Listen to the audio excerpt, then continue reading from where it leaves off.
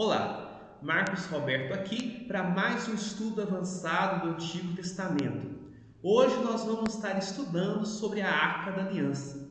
Mas antes de nós iniciarmos esse estudo, eu convido você a fazer 4 coisas. Primeiro, se inscrever no canal caso você ainda não seja inscrito.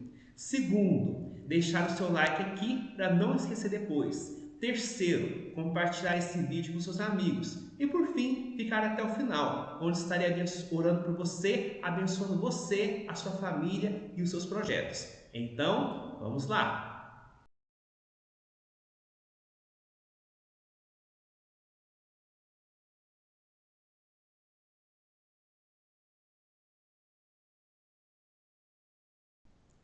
Hoje nós vamos estar estudando a Arca da Aliança.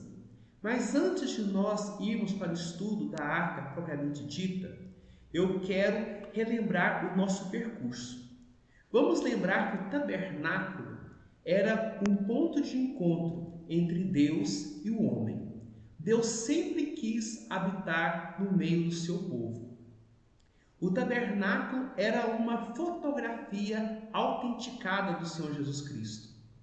Então, Deus sempre tentou, durante a história bíblica, se relacionar com o seu povo. Mas a forma máxima desse encontro, o apogeu desse encontro, se deu quando o próprio Deus se encarnou e fez-se um de nós. Então, quando Jesus, que era o próprio Deus vivo, ele se encarnou e se fez um homem. Essa foi a manifestação suprema de Deus aqui na terra. Deus nos amou tanto que ele se fez um. João 1, verso 14 diz: "E o Verbo se fez carne e habitou entre nós, cheio de graça e verdade, e vimos a sua glória, glória como a do unigênito do Pai." Então, nós vemos que Jesus é a manifestação suprema de Deus no meio do seu povo. E o tabernáculo representava uma figura de Jesus, uma sombra de Jesus no Velho Testamento. Então, cada objeto do tabernáculo, cada utensílio, cada cortina, cada altar, cada cobertura, tudo apontava para um aspecto do Senhor Jesus. Então, o israelita, quando ele queria se apresentar diante de Deus, ele deveria ir até o tabernáculo. E chegando no tabernáculo, a primeira coisa que ele via era um muro formado por cortinas de linho fino. Nós já vimos que esse muro de cortinas, que essas cortinas brancas, elas representavam a justiça. Então, primeiramente, a justiça que Deus exigiu do homem e que o homem não conseguiu satisfazer, e também a justiça de Deus, a justiça de Cristo.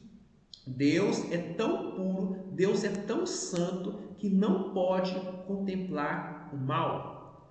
Então, o homem jamais poderia entrar na presença de Deus porque ele era pecador. Ele não conseguiu atingir o nível da justiça de Deus. Deus é santo e Deus exige do homem a perfeição. Mas a Bíblia fala que nós somos pecadores, que o homem é pecador, que o homem se desvia desde a concepção. Davi, no Salmo 51, verso 5, fala: "Eu nasci na iniquidade e em pecado me concebeu a minha mãe." Então nós somos pecadores, jamais poderemos atingir o nível de justiça que Deus exige. Então, quando o israelita olhava para esse muro de cortinas de linho, ele via que jamais ele poderia entrar na presença de um Deus santo, de um Deus justo. Quando ele olhava para as colunas de bronze, ele percebia que Deus é justo e Deus trará juízo sobre o pecado, sobre a injustiça, sobre o mal. Ele se sentia pecador e ele sentia que era merecedor do juízo divino, da condenação. A Bíblia fala, em Romanos 6, verso 23, diz: porque o salário do pecado é a morte. Ele via que era pecador e merecia a condenação. Mas quando ele olhava para a haste de cima das colunas, ele via que as pontas eram de prata. Então ele percebia que Deus havia encontrado alguma maneira para poder resgatá-lo dos seus pecados. E esse resgate foi feito através da pessoa de Jesus. Louvado seja o nome de Jesus. Então ele percebia que ele não poderia entrar no tabernáculo por sua justiça própria, mas ele percebia que havia uma porta única, e essa porta era multicolorida. Nós já vimos que essa porta representava Jesus. Jesus disse no seu ministério: eu sou a porta, quem entrar por mim será salvo. Então o israelita entrava por essa porta, reconhecia que não podia entrar na presença de Deus por causa da sua justiça própria. Ele era pecador, merecia condenação, mas pela graça, pela fé em Jesus, ele podia entrar na presença de Deus. E a primeira coisa que ele via era o altar do holocausto. Então ele percebia que para poder ser aceito por Deus era necessário o derramamento do sangue de uma vítima inocente. Então ele entrava no tabernáculo levando um cordeiro, um animal, para ser sacrificado no seu lugar. Ele colocava a sua mão na cabeça do animal, como se ele estivesse transferindo o seu pecado para aquele animal, para que aquele animal fosse morto no lugar dele. Então o animal era sacrificado, queimado no altar do holocausto. E aí ele era justificado. Aquele israelita tinha os seus pecados perdoados. Ele era aceito por Deus. Então, mas para ser aceito por Deus, foi necessário o derramamento do sangue de uma vítima inocente. Essa vítima inocente apontava para Jesus. Jesus, ele foi a vítima inocente que morreu na cruz para que nós pudéssemos ser salvos.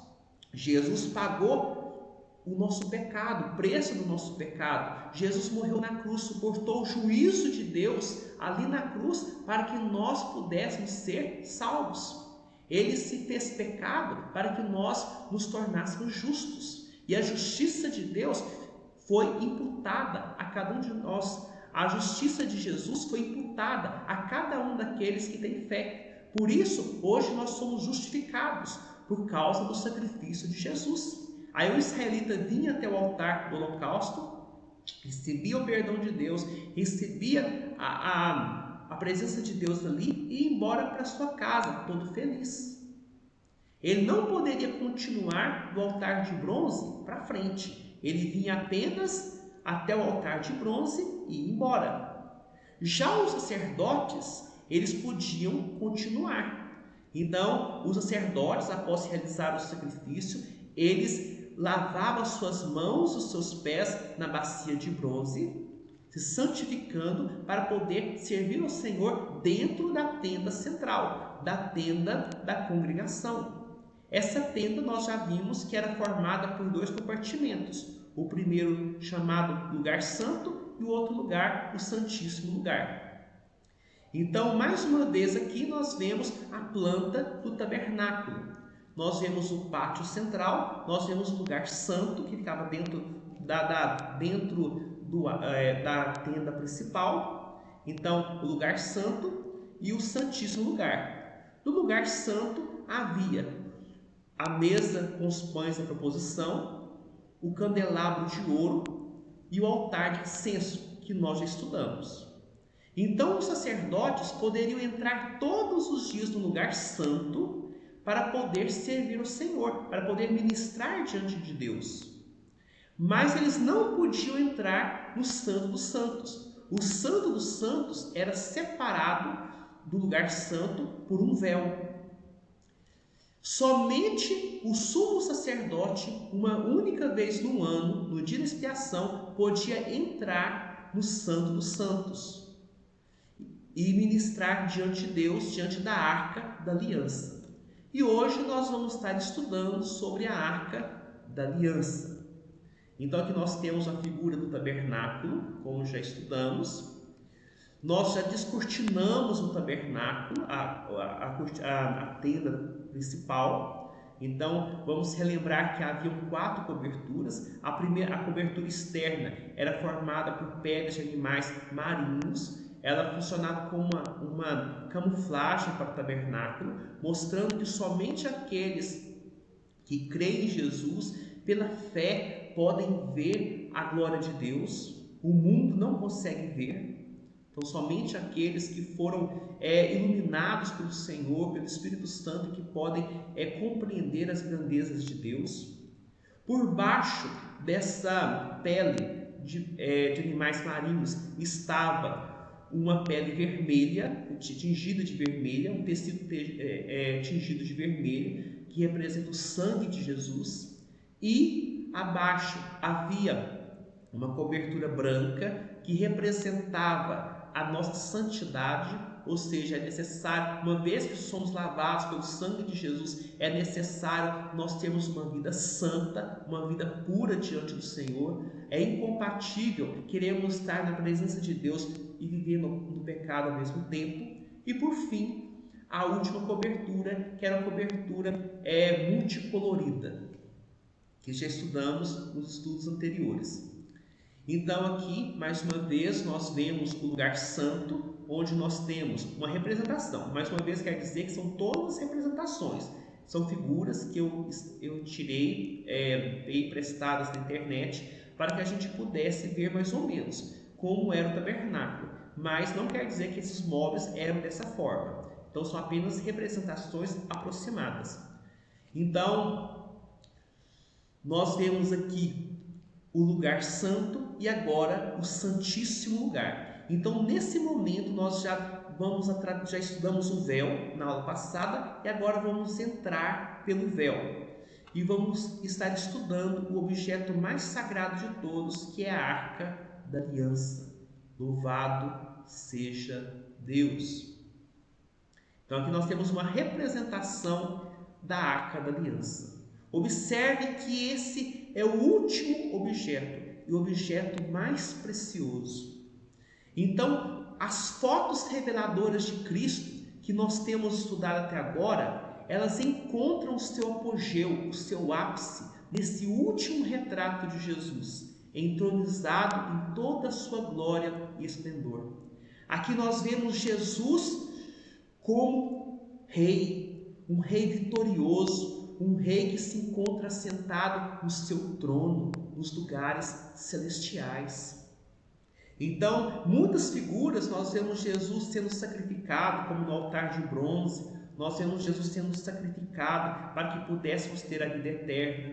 Nós vemos no candelabro Jesus como a luz do mundo. Na mesa com os pães, Jesus como o pão que alimenta seu povo. No altar do incenso, nós vemos Jesus como o nosso intercessor. Mas agora, na Arca da Aliança, nós vemos Jesus assentado no seu trono, como um rei, como um guerreiro. Vamos ver o que a palavra de Deus diz sobre isso. Êxodo 25, do 10 ao 16.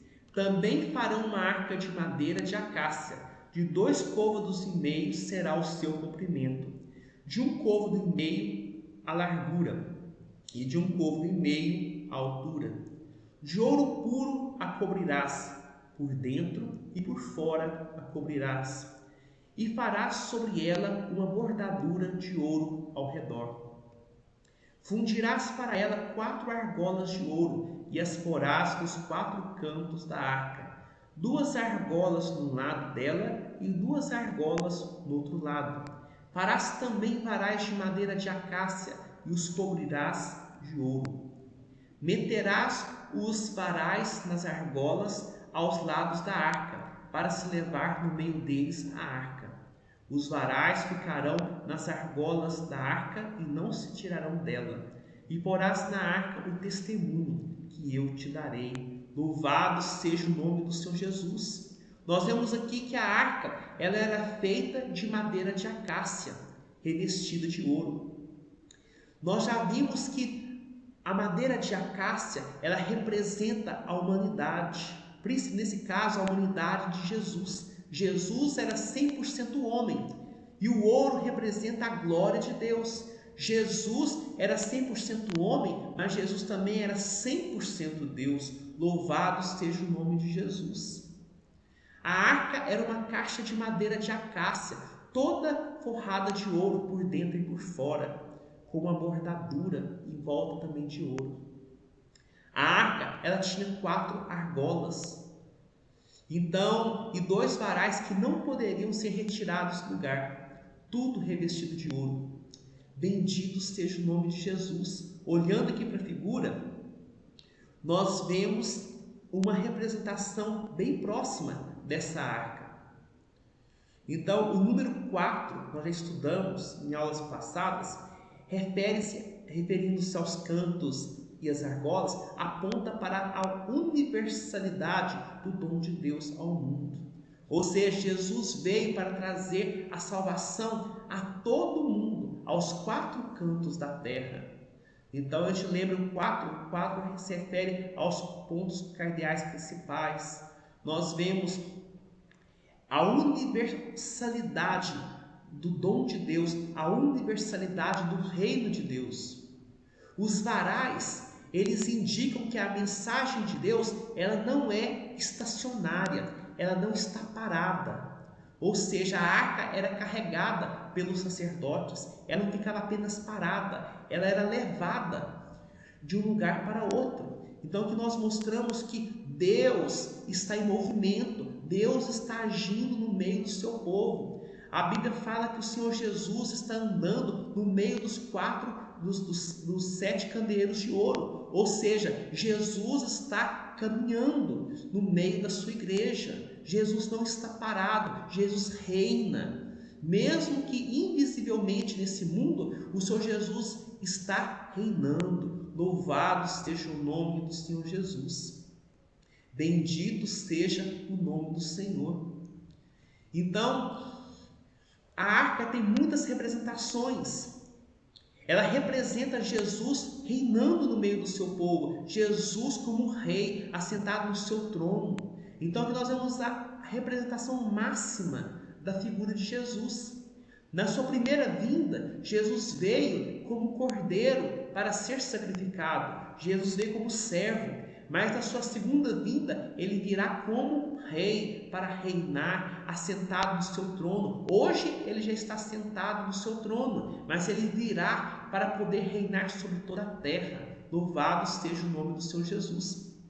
E a arca, ela simboliza a direção de Deus na vida do povo. Deus é o nosso rei, Jesus é o nosso rei e ele governa a sua igreja, ele aponta para nós o caminho. Eu gosto muito do texto de Números 10, do verso 33 ao 35, que diz o seguinte: partiram, pois, do monte do Senhor, caminho de 3 dias. A arca da aliança do Senhor ia diante deles, caminho de 3 dias, para lhes deparar lugar de descanso. A nuvem do Senhor pairava sobre eles de dia, quando partiam do arraial. Partindo a arca, Moisés dizia: levanta-te, Senhor, e dissipados sejam os teus inimigos, e fujam diante de ti os que te odeiam.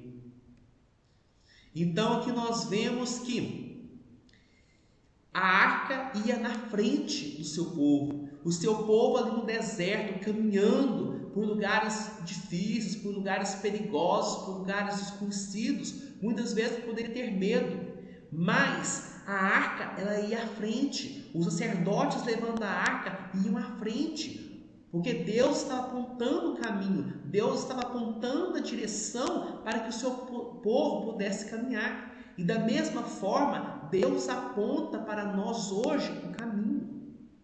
Deus mostra qual caminho que nós devemos seguir. A arca apontava para a direção de Deus na vida do seu povo. E é por isso que na nossa caminhada nesse mundo, nós precisamos estar seguindo os passos de Jesus. Precisamos estar orando, pedindo a Deus direção. Senhor, eu devo fazer isso? Senhor, qual o melhor caminho? Eu devo ler na palavra de Deus para encontrar o caminho para ser seguido. Então, a arca apontava Deus dando a direção. Louvado seja o nome de Jesus. Mas a arca também representava o poder de Deus no meio do povo. Josué 3, verso 6. E também falou aos sacerdotes, dizendo: levantai a arca da aliança e passai adiante do povo. Levantaram, pois, a arca da aliança e foram andando diante do povo. Então, antes do povo guerrear contra uma cidade, antes do povo entrar em guerra, a arca ia à frente. Porque é Deus que mostra o caminho, é Deus que luta no meio do seu povo, é Deus que luta pelo seu povo. Então, Deus é que nos dá a vitória, Deus é que tem todo o poder. Então, nas nossas vidas, nós precisamos estar buscando o Senhor, precisamos estar buscando a direção do Senhor. Então é Ele que aponta o caminho, é Ele que aponta a direção, é Ele que vai à nossa frente. Moisés dizia, quando a arca saía do acampamento, ele dizia: levanta-te, partindo da arca, ele dizia: levanta-te, Senhor, e dissipados sejam os teus inimigos, e fujam diante de ti os que te odeiam. Então, quando a arca ia à frente, Moisés dizia: Senhor, que os teus inimigos sejam destruídos, que os teus inimigos sejam confundidos, dê-nos a vitória, porque somente Deus pode nos dar a direção, somente o Senhor pode nos dar a vitória. É Deus que vai no meio do seu povo. Então, nesse texto, antes do povo de Israel enfrentar Jericó, destruir a cidade de Jericó, Deus foi à frente. Então, antes do povo atravessar o Rio Jordão, a arca foi à frente. Ou seja, é Deus que deve ir à frente do seu povo. Que possamos aprender essa lição tão preciosa. 1 Samuel 7, do 1 ao 4. Então vieram os homens de Quiriate-Jearim e levaram a arca do Senhor à casa de Aminadab, no outeiro, e consagraram Eleazar seu filho para que guardasse a arca do Senhor. Sucedeu que desde aquele dia a arca ficou em Quiriate-Jearim, e tantos dias se passaram que chegaram a 20 anos, e toda a casa de Israel dirigia lamentações ao Senhor. Falou Samuel a toda a casa de Israel, dizendo: se é de vosso coração que voltais ao Senhor, tirai dentre vós os deuses estranhos e os astarotes, e preparai o coração ao Senhor, e servi a Ele só, e Ele vos livrará das mãos dos filisteus. Então os filhos de Israel tiraram dentre si os balins e os astarotes, e serviram só ao Senhor. Louvado seja o nome de Jesus. Então a arca simboliza a pureza e a santidade de Deus para o povo.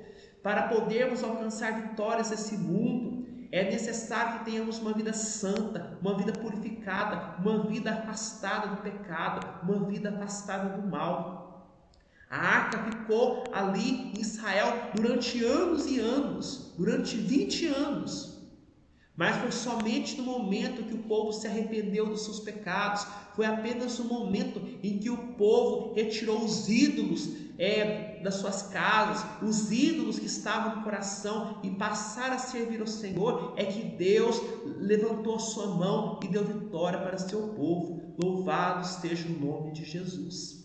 Então que possamos estar em plena comunhão com o Senhor, sabendo que precisamos ter uma vida santa, uma vida reta, uma vida pura para estarmos diante de Deus. Não quer dizer uma vida sem pecado, nós vamos estar pecando nesse mundo, mas nós não podemos estar nos amoldando à forma do pecado.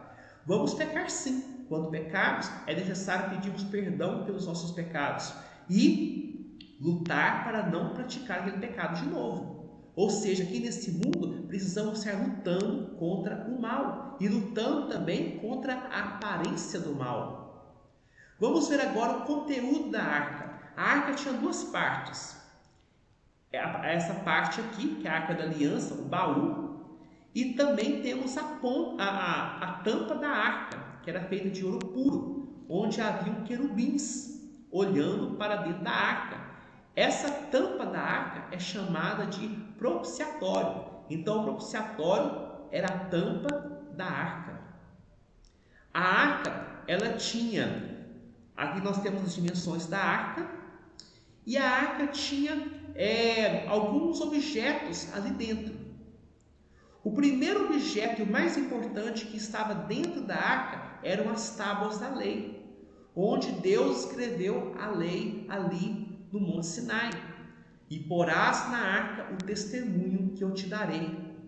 Porás o propiciatório em cima da arca, e dentro dela porás o testemunho que eu te darei. Ou seja, dentro da arca estavam os 10 mandamentos, estava a lei que Deus havia dado ao seu povo ali no Monte Sinai, por intermédio de Moisés. Louvado seja o nome de Jesus.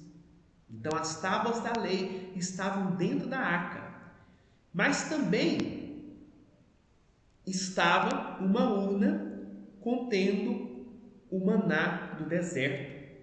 Olha que Hebreus 9, 4 e 5 diz: ao qual pertencia um altar de ouro para o incenso e a arca da aliança totalmente coberta de ouro, na qual estava uma urna de ouro contendo o maná, o bordão de Arão que floresceu e as tábuas da aliança, e sobre ela os querubins da glória, que com a sua sombra cobriam o propiciatório. Dessas coisas, todavia, não falaremos agora pormenorizadamente. Eu gostaria muito que o autor aos Hebreus tivesse tido mais tempo para poder falar detalhadamente sobre cada um dos objetos do tabernáculo. Mas aqui ele estava com pressa, então ele não teve tempo para falar sobre esse assunto, ele quis falar sobre outras coisas. Mas aqui nós vemos que dentro da arca havia a vara de Arão que havia florescido. Louvado seja o nome de Jesus. A vara florescente, a vara de Arão que floresceu, é um símbolo da autoridade de Deus conferida à sua liderança, constituída por homens. Ou seja, Deus, através da vara de Arão que floresceu, mostrou que Arão havia sido escolhido para ser sacerdote, para ser o sumo sacerdote, para ser autoridade espiritual no meio do seu povo. E aqui nós vemos que a necessidade de nós sermos obedientes, de respeitarmos as autoridades que Deus institui na sua igreja. Mas também a vara de Arão aponta para a ressurreição de Jesus. Louvado seja o nome de Jesus. Olha o que diz o outro texto. No dia seguinte, Moisés entrou na tenda do testemunho, e eis que o bordão de Arão pela casa de Levi brotara, e tendo inchado os gomos, produzira flores e dava amêndoas. Aqui Deus estava confirmando a autoridade de Arão, que Arão era um sacerdote escolhido por Deus. Então Moisés trouxe todos os bordões de diante do Senhor e todos os filhos de Israel, e eles o viram, e tomou cada um o seu bordão. Aleluia, louvado seja o nome de Jesus. Disse o Senhor a Moisés: torna a pôr o bordão de Arão perante o testemunho, para que se guarde por sinal para filhos rebeldes. Assim farás acabar as suas murmurações contra mim, para que não morram. E Moisés fez assim, como lhe ordenara o Senhor, assim fez. Então,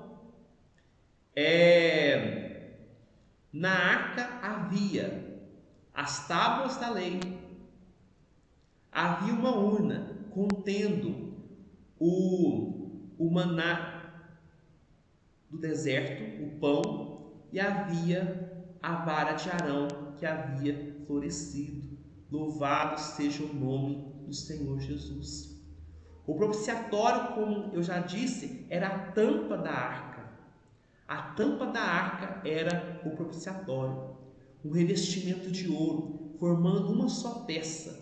Cobria, e dela se levavam 2 querubins de ouro maciço, estendendo cada uma das suas asas sobre o propiciatório e olhando para ele.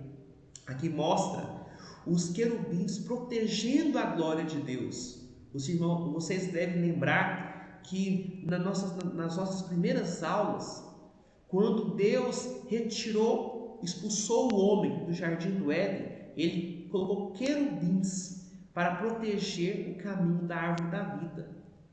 Querubins guardavam a glória de Deus, eram guardiões da glória de Deus. E aqui esses querubins não eram para ser adorados, nem para serem vistos, porque praticamente ninguém via esses querubins. Então a arca ficava escondida dentro do tabernáculo, atrás do véu, e somente o sumo sacerdote, uma vez no ano, poderia entrar lá dentro, e quando ele entrava lá, tinha que fazer uma cortina de fumaça com incenso, e ele praticamente não via nada. Ali aspergia o sangue sobre a arca, mas ele praticamente não deveria ver nada, porque para se proteger da glória de Deus, ele tinha que se cobrir com uma cortina de incenso, de fumaça. Então não eram objetos para adoração, mas apenas símbolos que representavam os guardiões da glória de Deus. A glória de Deus é guardada pelos querubins. Louvado seja o nome do Senhor Jesus. E era sobre a tampa da arca que era feita a expiação pela nação, por meio do sangue aspergido pelo sacerdote. Então, o sumo sacerdote, uma vez no ano, entrava lá no Santo dos Santos e aspergia o sangue sobre a tampa da arca. Louvado seja o nome do Senhor Jesus. Então, isso é maravilhoso, isso é fantástico. Olha o que diz Êxodo 25, 17 a 22. Farás também um propiciatório de ouro puro, de 2 côvados e meio será o seu comprimento, e a largura de 1 côvado e meio. Farás 2 querubins de ouro batidos farás nas 2 extremidades do propiciatório.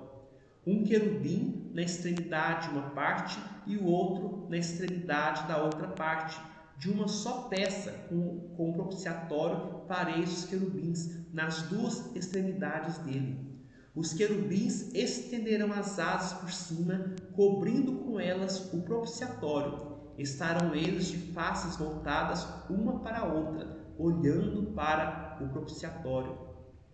Porás o propiciatório em cima da arca, e dentro dela porás o testemunho que eu te darei. Ali virei a ti, e de cima do propiciatório, do meio dos 2 querubins que estão sobre a arca do testemunho, falarei contigo acerca de tudo o que eu te ordenar para os filhos de Israel. Louvado seja o nome do Senhor Jesus. Santo, santo é o nome do Senhor Jesus. O sangue deveria ser aspergido 7 vezes com o dedo sobre a tampa da arca, no dia da expiação. Mas por que o dedo? O que significa o dedo? O dedo de Deus aparece lá em Êxodo 8, verso 19. Então disseram os magos a Faraó: isso é o dedo de Deus. Porém o coração de Faraó se endureceu e não os ouviu, como o Senhor tinha dito. O dedo de Deus tem poder. O dedo de Deus nos liberta. O dedo de Deus envergonha os nossos inimigos. O dedo de Deus destrói os inimigos do seu povo. Quando os magos não conseguiram reproduzir, imitar o milagre realizado por Moisés, eles disseram: isto é o dedo de Deus. Somente o Senhor tem poder. Louvado esteja o nome de Jesus. O dedo de Deus também aparece em Lucas 11, 19 a 20. E se eu expulso os demônios por Beelzebu, por quem os expulsam vossos filhos? Por isso eles mesmos serão os vossos juízes. Se porém eu expulso os demônios pelo dedo de Deus, certamente é chegado o reino de Deus sobre vós. Jesus tem poder, Jesus tem todo o poder nos céus e na terra. Louvado seja o nome de Jesus. O dedo de Deus escreveu sua lei nas tábuas de pedra. E tendo acabado de falar com ele no Monte Sinai, deu a Moisés as 2 tábuas do testemunho, tábuas de pedra, escritas pelo dedo de Deus. Louvado seja o nome de Jesus. O dedo de Deus escreveu na parede do palácio de Belsassar a sentença de juízo. No mesmo instante, apareceram os dedos de mão de homem e escreviam defronte do candeeiro, na caiadura da parede do palácio real, e o rei viu os dedos que estavam escrevendo. Louvado seja Deus! O dedo de Deus tem poder, e é por isso que nós precisamos crer no poder do Senhor. É por isso que nós precisamos crer no poder infinito do nosso Deus. Louvado seja o nome do Senhor Jesus. O dedo de Jesus escreveu na areia, em João 8, verso 6. Isto diziam eles, tentando para terem de que o acusar. Mas Jesus, inclinando-se, escrevia na terra com o dedo. Louvado seja o nome de Jesus. Agora, uma coisa muito interessante. Eu havia dito que lá em Hebreus, e também as outras referências que eu li com vocês, nós vimos que dentro da arca havia as tábuas da lei, havia uma urna contendo o maná e havia também a vara de Arão que havia florescido.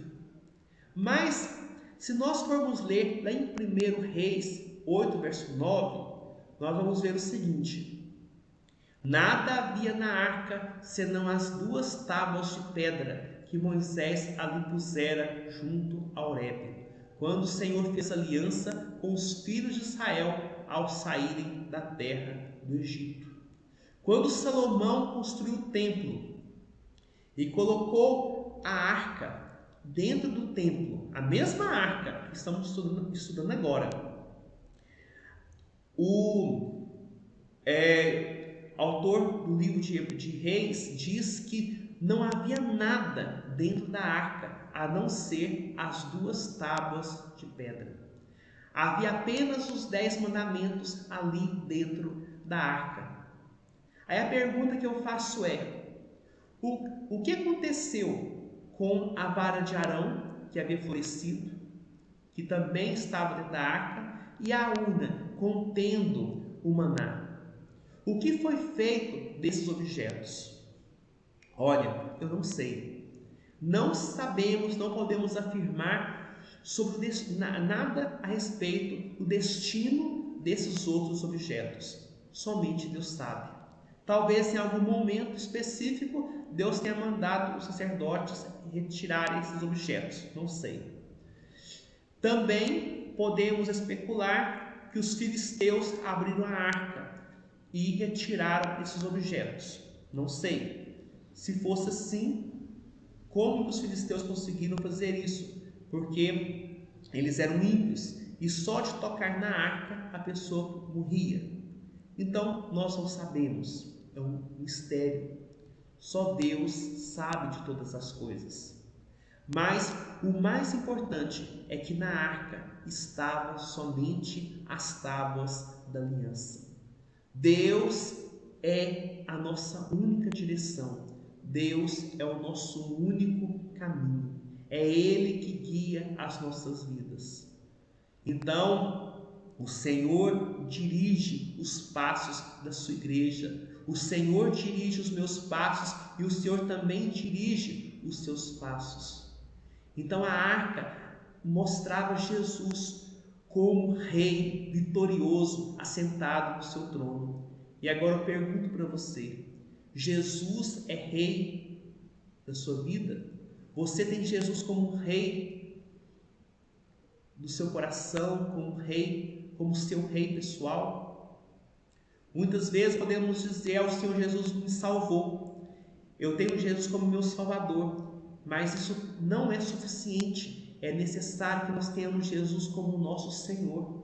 É necessário que nós nos submetamos à vontade do Senhor, aos mandamentos do Senhor, ao senhorio do Senhor Jesus. É necessário que nós tenhamos Jesus como nosso Rei. É necessário nós obedecermos ao Senhor Jesus. Eu ouço muitas pessoas dizendo hoje, com um conhecimento distorcido a respeito da doutrina da graça, que só o fato de nós crermos em Jesus nós somos salvos e pronto, acabou. Isso não é verdade. Não adianta nós só termos um conhecimento intelectual a respeito de Jesus. Quando a Bíblia fala que quem crer será salvo, nós precisamos nos atentar sobre o que significa esse crer. O que significa ter fé em Jesus? Ter fé em Jesus não é apenas você ter um conhecimento intelectual. Muitas pessoas têm um conhecimento intelectual a respeito de Jesus. Sabem que Jesus existiu, sabem que Jesus morreu numa cruz, que Jesus fez milagres, que Jesus ressuscitou. Mas só isso não é suficiente. Porque se eu saísse na rua perguntando: você acredita em Dom Pedro I? A maior parte das pessoas vai dizer: acredito. Mas elas não conheceram Dom Pedro I. Mas elas já leram nos livros de história, elas já ouviram falar de Dom Pedro I. Então elas sabem que Dom Pedro I foi uma figura histórica. O simples fato de acreditar que Jesus existiu e que é Deus, isso não vai salvar você. Esta é uma fé intelectual, não passa de um mero assentimento intelectual. Essa fé não salva. E tem muitas pessoas achando que só pelo fato de crer em Jesus, de uma forma intelectual, é suficiente. E isso é um grande engano. Muitas pessoas também confundem a fé que salva com uma fé temporal. Elas estão doentes e elas pedem a Deus: Senhor, me cura dessa enfermidade. Aí Deus pega e cura aquela pessoa. Muitas pessoas vão viajar e pedem a Deus: Senhor, abençoa minha viagem. E Deus pega, abençoa a viagem daquela pessoa. Isso é maravilhoso. Mas só isso não é suficiente. A fé verdadeira não consiste em apenas você ter um mero assentimento intelectual ou uma fé temporal. A fé verdadeira significa uma total entrega da sua vida até Deus. Você deixa de ser senhor da sua vida, você deixa as suas vontades e se entrega ao senhorio do seu Jesus. Você aceita Jesus como o rei da sua vida, você aceita Jesus como o seu Senhor, você se submete à vontade dele, você se submete aos seus mandamentos. Por isso que é impossível uma pessoa dizer que serve a Deus, que ama a Deus, mas que não pratica os mandamentos, que não obedece o Senhor Jesus. Tem muitas pessoas que querem e que dizem que são crentes em Jesus, que são salvos, mas não têm as marcas da salvação. Jesus ele foi bem claro: se me amais, guardareis os meus mandamentos. Então, a prova de que nós amamos o Senhor Jesus é a nossa obediência. Se eu digo que eu amo a Deus, mas eu não obedeço aquilo que Ele me manda fazer, eu sou mentiroso. Eu estou me enganando. Então, a fé implica em ação. Não que eu vou fazer boas obras para ser salvo, de maneira alguma. Mas no momento que eu creio em Jesus, então a fé em Jesus significa uma total entrega. É como se eu estivesse entregando tudo, todo o meu ser, nas mãos de Jesus. Senhor, agora eu não tenho mais vontade. Agora, Senhor, quem reina é o Senhor. Agora quem dá direção é o Senhor. Eu não faço mais aquilo que eu quero. Agora eu quero saber o que o Senhor quer de mim e eu vou seguir a tua vontade. Vai ter hora que eu vou errar, vai ter hora que eu não vou conseguir, mas eu vou me esforçar para poder fazer aquilo que te agrada. Então isso é fé. A fé é uma entrega. Jesus mostra isso. Jesus disse: ninguém pode servir a dois senhores. Nós não podemos servir a Jesus e servir as riquezas. Nós não podemos servir a Jesus e servir o pecado. Nós não podemos ter dois senhores. Ou nós servimos a Deus ou nós não servimos. Ou nós obedecemos o Senhor ou não. Não existe meio termo. Então muitas pessoas acreditam que só ter uma fé intelectual, só acreditar que Jesus é Deus, só acreditar que Jesus morreu na cruz já é suficiente. Não é suficiente. É necessário você entregar toda a sua vida nas mãos de Jesus, dizer: Senhor, a partir de hoje eu vivo para Ti, a partir de hoje a minha vontade é fazer a Tua vontade, a partir de hoje eu quero fazer coisas para agradar o Senhor. A partir de hoje eu vou servir o Senhor. Eu roubava, mas agora eu não vou roubar mais. Eu mentia, a partir de hoje eu não vou mentir mais. Eu fazia coisas que desagradavam o Senhor, mas a partir de hoje eu vou lutar para abandonar os vícios, para abandonar aquilo que não é agradável ao Senhor. A partir de hoje eu quero viver para Ti. Muitas vezes eu não vou conseguir, mas me dê forças, Pai. A partir de hoje, quem conduz a minha vida, quem dirige a minha vida é o Senhor. Esta é a fé salvadora. O apóstolo Tiago, não apóstolo, Tiago, irmão de Jesus, lá na sua carta, ele diz: a fé sem obras é morta. Eu mostro a fé que eu tenho em Jesus quando eu pratico boas obras, quando eu faço aquilo que Jesus mandou. Jesus disse: vós sois meus amigos se fizeres aquilo que eu vos mando. Então, para eu ser discípulo de Jesus, para eu ser amigo de Jesus, não adianta apenas falar que eu sou amigo de Jesus, que eu creio em Jesus. É necessário obedecer os mandamentos do Senhor Jesus. E tem muitas pessoas que não estão obedecendo, tem muitas pessoas que estão vivendo, seguindo as suas próprias vontades e virando as costas para aquilo que Deus pede para mim e para você. A vontade de Deus é a nossa santificação, que nós abandonemos a prostituição, que nós abandonemos as coisas que desagradam o Senhor. A vontade de Deus é que nós, a cada dia, façamos morrer a nossa natureza humana, a nossa natureza pecaminosa. É necessário nós nos arrependermos dos nossos pecados. Somente a fé temporal, a fé intelectual não é suficiente. É necessário você se render à vontade do Senhor Jesus. É necessário você reconhecer Jesus como Deus, como Rei, como Senhor da sua vida. E na arca nós vemos Jesus assentado no trono, vemos Jesus entronizado acima dos querubins, Jesus recebendo louvor, exaltação, Jesus dirigindo a vida do seu povo. Então não adianta você apenas ter uma fé intelectual, não adianta você dizer apenas: eu creio em Jesus, eu creio que Jesus morreu na cruz por mim, eu tenho a vida eterna, pronto, e viver uma vida de pecado, uma vida de rebeldia. Isso é mentira, isso é hipocrisia.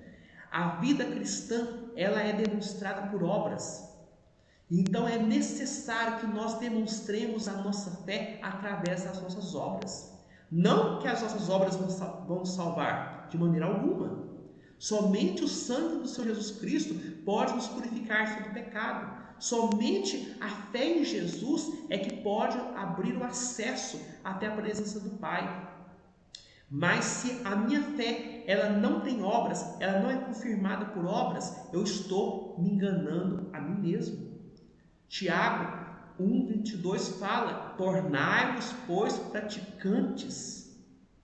Então, tornai-vos, pois, praticantes de boas obras, e não somente ouvintes. Então, nós precisamos praticar a vontade de Deus. Então, em toda a Bíblia você vai ver pessoas que tiveram fé, os heróis da fé, mas todos os heróis da fé demonstraram a fé que eles tiveram através das suas vidas, através das suas obras. Tiago, ele diz que Abraão foi justificado pela fé. Ele creu, isso foi imputado para a justiça. Mas como foi que ele demonstrou a fé que ele tinha? Apenas falando para os outros? De maneira alguma. Ele demonstrou a sua fé através das suas obras, quando ele obedeceu, quando ele foi sacrificar Isaque. Então, quando ele decidiu oferecer o seu próprio filho em sacrifício a Deus, nesse momento ele demonstrou a fé que ele tinha para Deus. Não era suficiente apenas as palavras de Abraão, foram necessárias as obras de Abraão. Ou seja, a vida de Abraão, ela confirmou a fé que ele tinha. E nós vamos estar vendo isso em toda a Bíblia. Então, os heróis da fé, eles foram pecadores? Foram. Cometeram falhas? Cometeram. Mas a vida deles, no todo, foi uma vida que confirmou a fé que eles tinham. Davi foi chamado amigo de Deus. Davi, o homem segundo o coração de Deus, desculpe. Então Davi foi chamado um homem segundo o coração de Deus. Era um homem pecador? Era. Cometeu pecados? Cometeu. Ele mentia, ele enganava em vários momentos. Ele chegou a cometer adultério, assassinato, fez muita coisa errada. Mas esses foram pontos isolados da vida de Davi. A vida dele como um todo mostrava a fé que ele tinha em Deus. Ele pecou. Da mesma forma como eu e você também pecamos. Mas ele, quando pecava, se arrependia, diferentemente de Saul, que quando pecava não se arrependia. Então, mas Davi se arrependia, ele demonstrava a fé que ele tinha através do seu arrependimento, através das suas boas obras, através do amor que ele tinha com a casa de Deus, através do amor que ele tinha com os seus valentes, com os seus súditos. Então, Davi é considerado um rei pastor. Então, a nossa fé é confirmada pelas nossas obras. E a Arca da Aliança, ela mostra Jesus como rei. E eu pergunto para você, Jesus é rei da sua vida? Você tem Jesus como seu rei? Ou dizer que Jesus é seu rei quer dizer que você é súdito. Se você é súdito, você tem obrigações para cumprir. Você não tem vontade própria, a sua vontade é direcionada pelo Senhor. Você, claro, tem vontade própria, mas a sua vontade não é para você fazer aquilo que você deseja, mas fazer aquilo que Deus deseja de você. Então vamos guardar esse ensino, um ensino precioso. Nós demonstramos que somos discípulos de Jesus através das nossas obras, através de uma vida totalmente dedicada ao Senhor. Fé não é apenas um mero assentimento intelectual. Fé não é apenas algo temporal, mas a fé é uma total entrega. É você submeter a sua vida, os seus desejos, o seu querer à vontade do nosso Deus. Amém? E agora eu quero orar abençoando você e a sua família. Amém? Ó Deus, Deus Santo, Deus Eterno, graças, ó Pai, eu te dou, Pai, porque o Senhor é bom e porque a sua misericórdia dura para todos sempre, Pai. Graças, ó Pai, eu te dou, Pai, porque o Senhor, ó Pai, é a nossa força, o Senhor é o nosso cântico, o Senhor, ó Deus, é o nosso castelo forte. Louvado seja o nome do Senhor Jesus, ó Pai. Ó Deus, Deus Santo, Pai, bendito seja o nome do Senhor, ó Pai. Eu te louvo, Pai, porque o Senhor, ó Deus, também é o Rei de toda a terra, Pai. Ó Deus, Deus Santo, que possamos te adorar, ó Pai, que possamos, ó Deus, estar prestando a Ti o verdadeiro culto, Pai, que possamos, ó Deus, estar obedecendo os Teus mandamentos, que possamos, ó Deus, estar demonstrando nossa fé através das nossas vidas, através das nossas atitudes, ó Pai, através das nossas obras, Pai. Ó Deus, Deus Santo, o Senhor tem todo o poder nos céus e na terra, Pai. Guarde-nos, ó Pai, de todo mal, Pai. Toda honra e toda glória sejam dadas ao nome do Senhor Jesus, ó Pai. Não existe outro Deus além do Senhor, ó Pai. Não existe outro que mereça a nossa adoração a não ser o Senhor, ó Pai. Só o Senhor é santo, só o Senhor é gracioso, só o Senhor é tremendo, Pai. Bendito seja o nome do Senhor Jesus, ó Pai. Ó Deus, Deus Santo, Deus Eterno, Pai. Agora, ó Deus, eu quero pedir perdão por todos os nossos pecados, ó Pai. A Tua palavra diz, ó Deus, que nós somos pecadores, ó Pai. Que nós temos, ó Deus, desviado do Senhor desde a nossa concepção, Pai. Mas, ó Deus, eu te louvo porque o sangue do Senhor Jesus Cristo, derramado ali na cruz do Calvário, nos purifica de todo e qualquer pecado. Louvado seja o nome do Senhor Jesus. Perdoe, ó Deus, os nossos pecados. Dê-nos um coração humilde. Dê-nos um coração, ó Deus, quebrantado. Dê-nos um coração cheio de fé, Pai. No nome de Jesus, Pai. Ó Deus, que possamos, ó Pai, estar demonstrando a nossa fé, Pai. Ó Deus, através das nossas atitudes, através, ó Deus, de uma vida de humildade, uma vida, ó Deus, confiada no Senhor, ó Pai. Mostra-nos, ó Deus, o caminho, assim como a tua arca ia à frente do povo de Israel para preparar um lugar de descanso para o seu povo, que a tua arca, Pai, possa estar nos mostrando o caminho que nós devemos seguir, ó Deus. Ó Deus, mostra-nos, ó Deus, a direção que nós devemos tomar, Pai.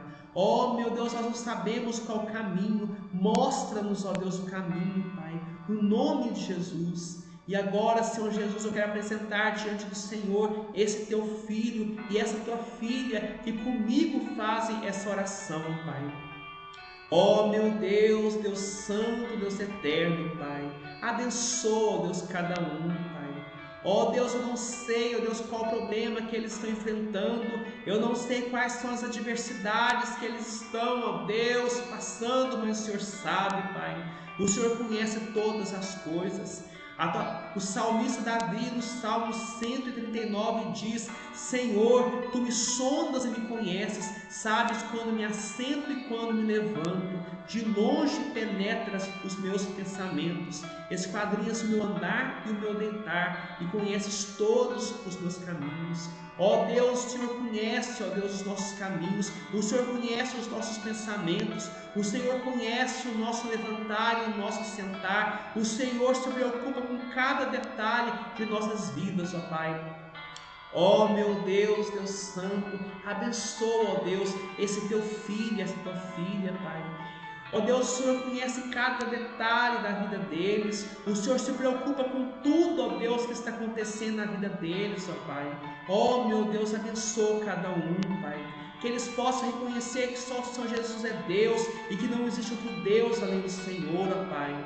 Que eles possam se arrepender dos seus pecados, ó Pai, e dedicar as suas vidas ao serviço do Senhor, como sacerdotes da nova aliança, que entram, ó Deus, no Santo dos Santos para te servir, ó Pai. Livra eles do mal, Pai.